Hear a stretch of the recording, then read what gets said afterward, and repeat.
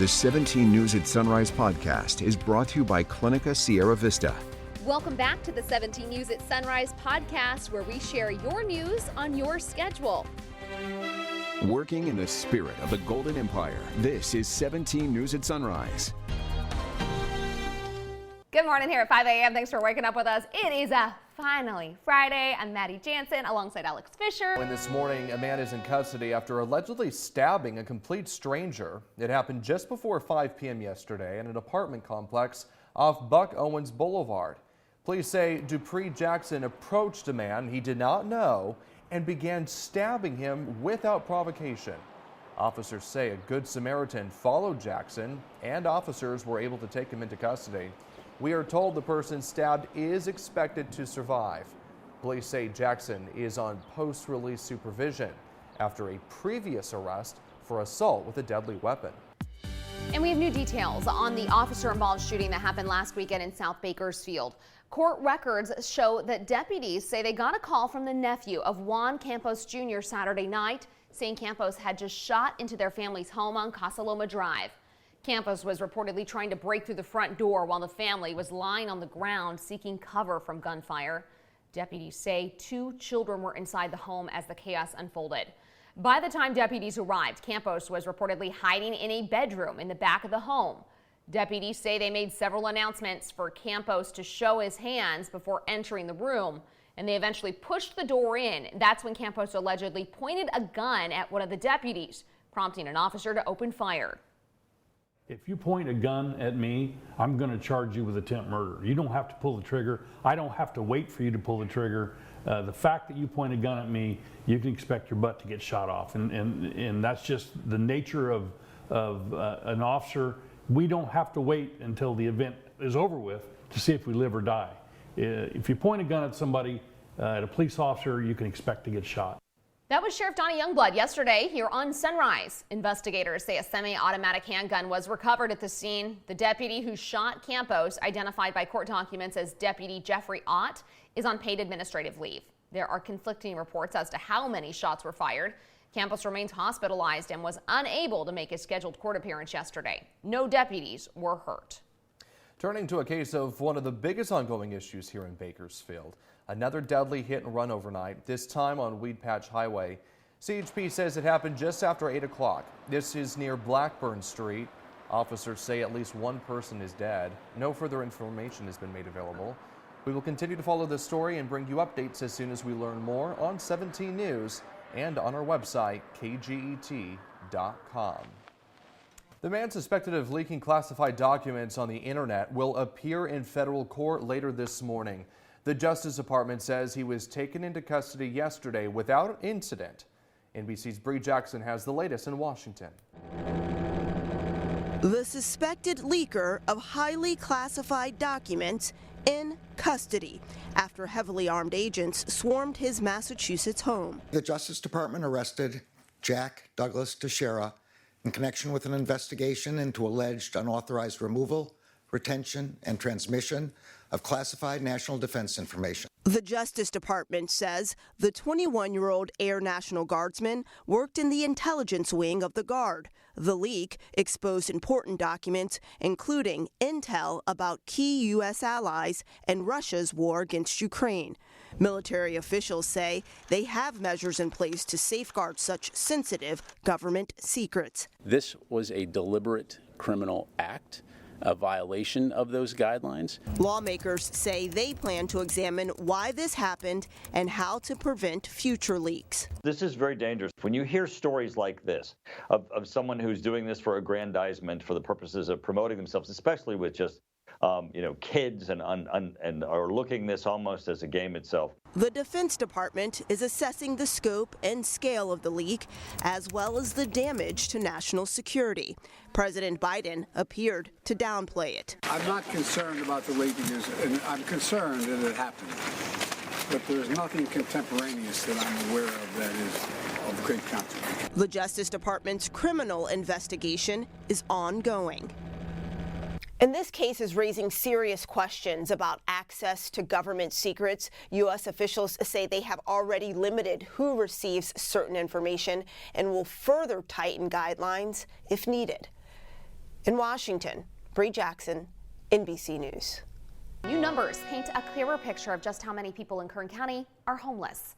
Earlier this year, the Bakersfield-Kern Regional Homeless Collaborative conducted its annual point-in-time count. It shows a 22% increase in homelessness in the county compared to last year. The 2023 PIT count included data from emergency shelters, transitional housing, and navigation centers, while volunteers were sent to areas around Kern County to count those who are unsheltered. This year, the collaborative says it included 2 extra days to count Kern's rural areas. A majority of the homeless population was counted from the Bakersfield metro area, including unincorporated parts of Oildale, East Bakersfield, and Rosedale, according to the collaborative. The data gathered in the point-in-time count is used to secure state and federal funding for homelessness services. This morning, the high-profile murder trial of Jacqueline and Trezell West continues. The couple's accused of killing their adopted sons. An interview with Jacqueline West and police was played for jurors yesterday. In it, police detectives accused Jacqueline of withholding information. She told detectives she loves the boys, but said it's not the same emotion as with her biological children. Meantime, a former deputy accused of sex crimes is due in court later today. Michael Everett Clark will stand before a judge for a hearing.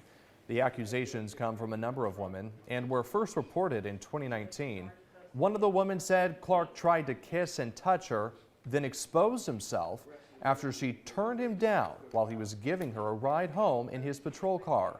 The county settled lawsuits brought by 3 of the women, totaling about $300,000. A man who shot and seriously wounded another man he believed had spoken negatively about his wife was sentenced to 19 years in prison.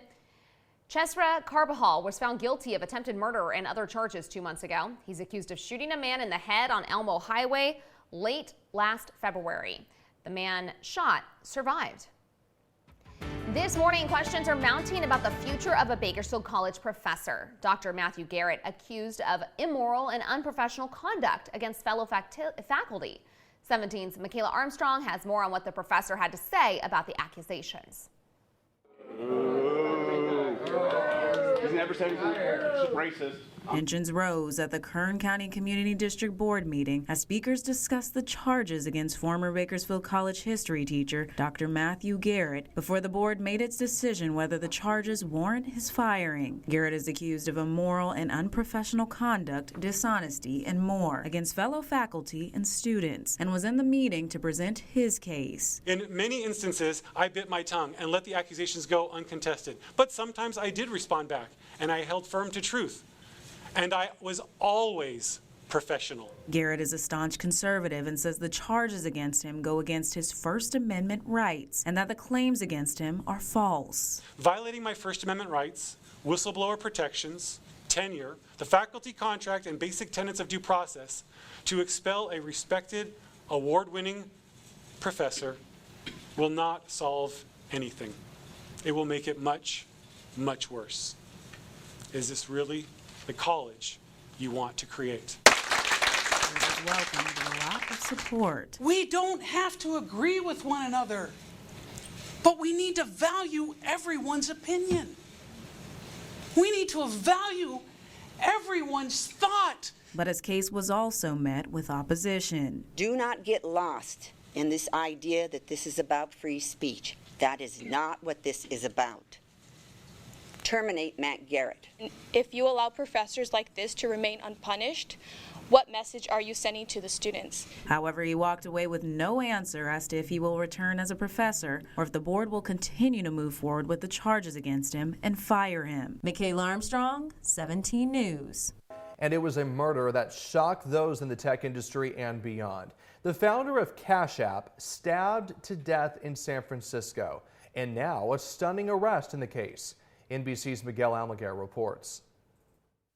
Moments before a mortally wounded Bob Lee staggered down a San Francisco street desperate for help, police say this man, Nima Momeni, stabbed the 43-year-old multiple times. Investigators say the 2 tech executives were acquaintances and were together when their gathering suddenly turned into a pre-dawn murder near the city's Bay Bridge.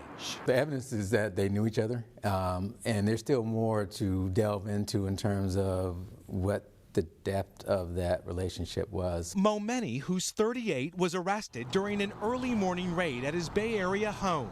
A self-described entrepreneur who attended UC Berkeley, Momeni launched his technology consulting company, Expand IT, in 2010. Was there some type of altercation that they went into before the stabbing occurred?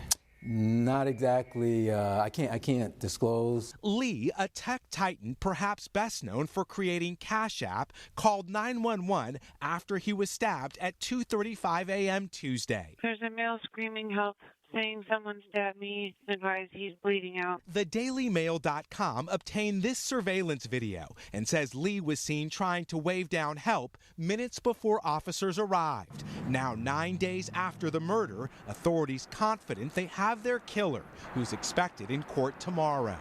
Before today's arrest, the city's safety came into question, but now authorities confirm this was not a random attack or a robbery, but motive remains a mystery. The California State Capitol was briefly evacuated yesterday due to what the California Highway Patrol called a credible threat. This is what it looked like outside the legislature yesterday. The CHP increased patrols around the area upon learning a suspect wanted for 2 shootings in the Sacramento area made threats against the Capitol.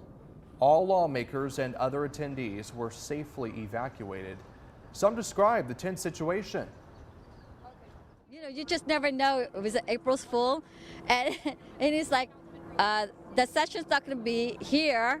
We have to evacuate, and we have to leave. And we're like looking at each other like, is it April's Fool, or were you kidding? And so we looked at each other. We were a little confused, and somebody said, "No, he's very stern." In Bell, this is our ultimate place for our democracy in California. So this is the most, I will say, important, or I will say precious place for us, for all of us.